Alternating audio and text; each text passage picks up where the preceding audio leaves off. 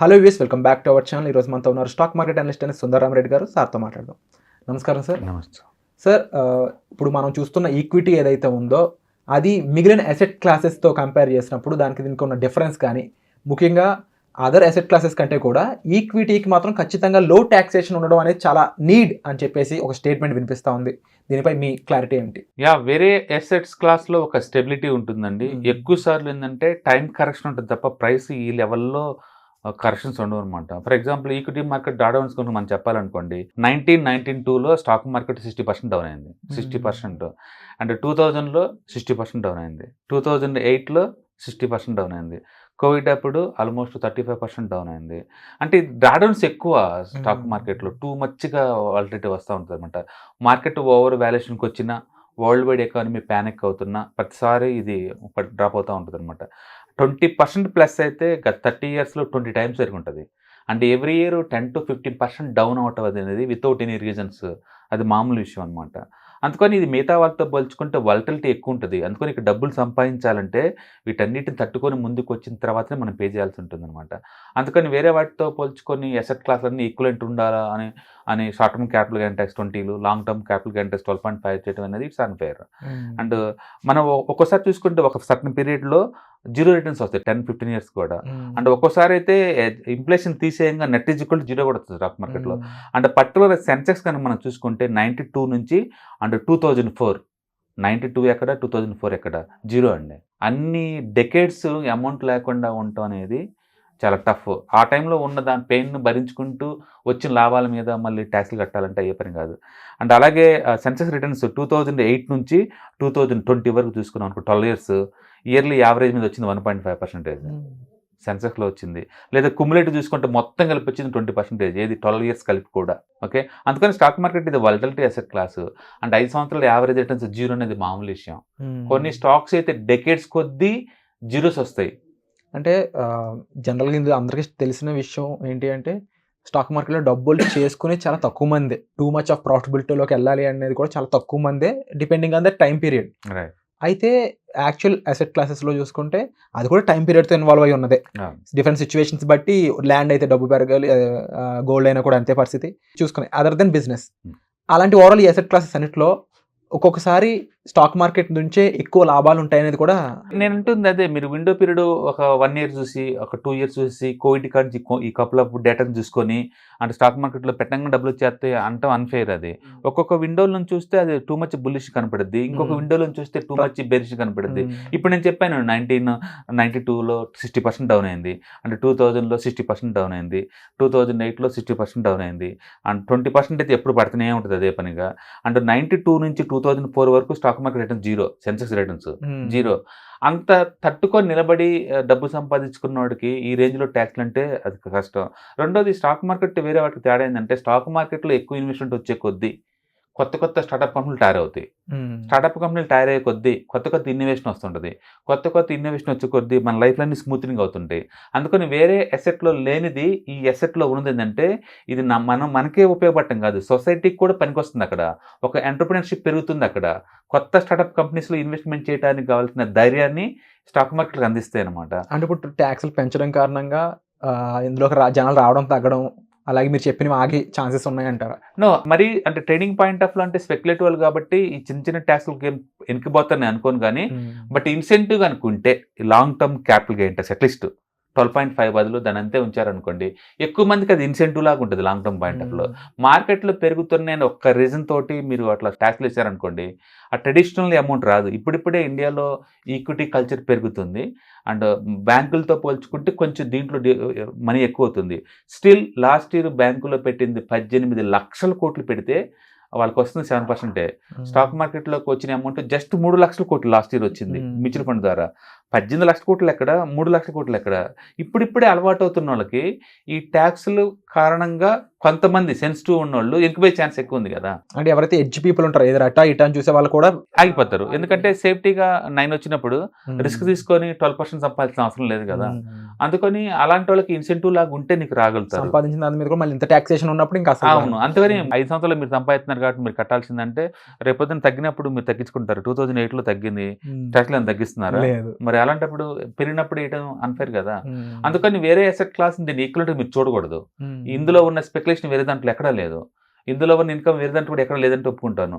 But taxation కూడా ఆటతో పోల్చుకొని తక్కువ ఉంటేనే అది ఇన్సెంటివ్ లాగా వస్తుంటారు అనమాట. అందుకని లాంగ్ టర్మ్ పాయింట్ ఆఫ్ లో అన్ని అసెట్ క్లాసులు ఈక్వలెంట్గా ఉండాలి, స్టాక్ మార్కెట్ కూడా అన్నట్టు వేయకూడదు. ఇప్పుడెప్పుడే ఈక్విటీ కల్చర్ పెరుగుతుంది ఇండియాలో. ఇప్పుడెప్పుడే కొంచెం బ్యాంకులో ఆ 6 7 వదిలేసేసి 10 12% కోసం ఇటు వస్తున్నారు. ఈ టైంలో కూడా మరి దీని ట్యాక్స్లు పెంచారనుకోండి, అది నెగిటివ్ ఇంపాక్ట్ ఉంటుంది అనమాట. అలాగని చెప్పేసి వీళ్ళు ఏదో ట్యాక్స్లు అయితే వెనక్కిపోతారని కాదు అర్థం.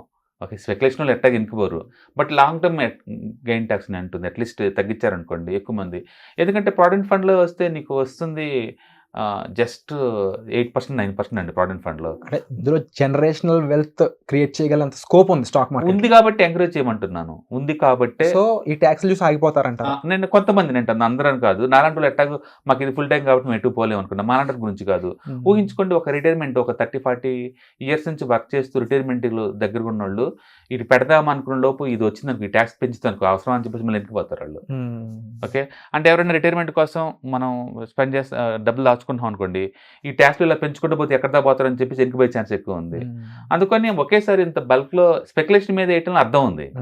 మీరు ఫీచర్స్ అండ్ ఆప్షన్స్లో ఎంత ట్యాక్స్ చేయండి అర్థం ఉంది. But long term capital gain tax మాత్రం ఇట్స్ అన్ఫేర్. మిగతా అసెట్ క్లాస్కి ఈక్వలెంట్గా ఉండాలని చెప్పేసి పెంచడం అనేది. ఎందుకంటే దానికి ఎంతకంత మీరు ఇన్సెంటివ్ రివార్డ్ లాగా ఉంటేనే ఎక్కువ ఇండియన్స్ పార్టిసిపేట్ చేస్తారు. ఇప్పటికి ఎంటైర్ వరల్డ్ మార్కెట్తో పోల్చుకుంటే ఇండియా వాళ్ళు స్టాక్ మార్కెట్లో చాలా తక్కువ. ఇప్పుడిప్పుడే వాళ్ళు స్టార్ట్ అవుతున్నారు. మీరు కోవిడ్ దగ్గర నుంచి వచ్చిన రిటర్న్ చూసి జల్సియస్ గాను లేకపోతే స్టాండర్డైజేషన్ చేద్దామనో ఏదైనా మీ ఉద్దేశం కావచ్చు. ఇలా ట్యాక్స్లు వేసారనుకోండి మళ్ళీ ఎనికిపోతారు. మళ్ళీ ఇంకొక 4-5 years ఎనికిపోతారు ట్రెడిషనల్ పీపుల్ అందరూ. మళ్ళీ వాళ్ళందరూ స్టాక్ మార్కెట్ రావడానికి చాలా టైం పడుతుంది. ఇది global subject, global opportunity create అవుతుంది అనమాట. అందుకని కొంచెం గవర్నమెంట్ తరఫున ఎంకరేజ్మెంట్గా ఉండాలి తప్ప అన్నిటి మీకు కూడా పెంచుతాం అన్నట్టు ఉండకూడదు. ఎందుకంటే వేరే వాటితో కంపేర్ చేయలేనంత డ్రాడౌన్స్ ఉన్నాయి దీంట్లో. వేరే అసెట్స్ ఎక్కడ కంపేర్ చేయలేవు, గోల్డ్తో కంపేర్ చేయలేవు, డెట్ ఫండ్స్తో కంపేర్ చేయలేవు. ఇది ఒక ఎంటర్ప్రినర్షిప్, ఇది గ్లోబల్ ప్రొఫెషన్. రేపొద్దున అన్ఎంప్లాయ్మెంట్కి పర్ఫెక్ట్ సొల్యూషన్ ఇక్కడి నుంచి రావాలి, ప్యాసివ్ ఇన్కమ్ లాగా. మీరు చెప్పిన మెయిన్ స్కోప్ చూసుకున్నట్లయితే ఎక్కువ మంది ఇన్వెస్టర్ల కింద మారుతున్నప్పుడు కొత్త కంపెనీలు పుట్టుకు రావడానికి ఎక్కువ స్కోప్ ఉంది. ఎక్కువ ఎంప్లాయ్మెంట్ జనరేట్ అయ్యే స్కోప్ కూడా ఉంది. ఎందుకంటే స్టాక్ మార్కెట్ హెల్దీగా ఉంటే స్టార్ట్అప్ కంపెనీలు ఇన్వెస్ట్మెంట్ చేసే వాళ్ళు ఎక్కువ అవుతారు. ఎందుకంటే ఫ్యూచర్ లో ఇది స్టాక్ మార్కెట్ లిస్ట్ అయినప్పుడు ఎక్కువ రేటుకి స్టాక్స్ అమ్మచ్చు కదా అని. అప్పుడు స్టార్ట్అప్ కంపెనీస్ లో ఇన్వెస్ట్మెంట్ చేసే వాళ్ళు ఎక్కువ అవుతున్నప్పుడు స్టార్ట్అప్ కంపెనీస్ ఎక్కువ వస్తుంటాయి. స్టార్ట్అప్ కంపెనీస్ ఎక్కువ వచ్చే కొద్దీ మనకి ఇన్నోవేషన్ కొత్త ప్రొడక్ట్లు వస్తుంటాయి. ఊహించు, వాట్సాప్ రాకుండా ఉంటే ఇలా అమెరికాతో వీడియో లైవ్ కాల్స్ ఫ్రీగా చేసుకునే ఛాన్సే ఉండదు. ఒకప్పుడు ల్యాండ్లైన్కే 10 రూపాయలు చేసేవాళ్ళు.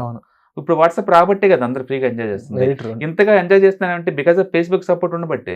అంటే ఫేస్బుక్ షేర్లు మొత్తం 0కి వెళ్ళిపోయినాయి అనుకోండి, ఇన్నోవేషన్ సపోర్ట్ చేయాలి. రీసెర్చ్ అండ్ డెవలప్మెంట్ ఇన్వెన్షన్ అన్నిటి కూడా డబ్బులు కావాలి. అది ఎంకరేజ్మెంట్ కావాలంటే స్టార్ట్అప్లు ఉండాలి. అంటే ఈక్విటీ మార్కెట్ హెల్దీగా ఉంటేనే వాళ్ళు దాంట్లో పెడతారు. లేకపోతే ఒక రకంగా ప్రపంచాన్ని నడిపిస్తుంది ఈ మార్కెట్ అని డెఫినెట్గా. ఇక్కడ ఏంటంటే సర్ప్లస్ అమౌంట్ అంతా అండ్ నీడ్ వాళ్ళకి ట్రాన్స్ఫర్ అయిపోతుంది ఇక్కడ. ఎందుకంటే మన దగ్గర ఖాళీ ఉంచుకునే బదులు ఈ సర్ప్లస్ సేవింగ్స్ మొత్తాన్ని ప్రొడక్టివ్కి నేను పంపిస్తున్నాను, నాకు ఇన్సెంటివ్ వస్తుంది, వాళ్ళు గ్రో అవుతున్నారు, 10 మందికి హెల్ప్ అవుతున్నారు కదా.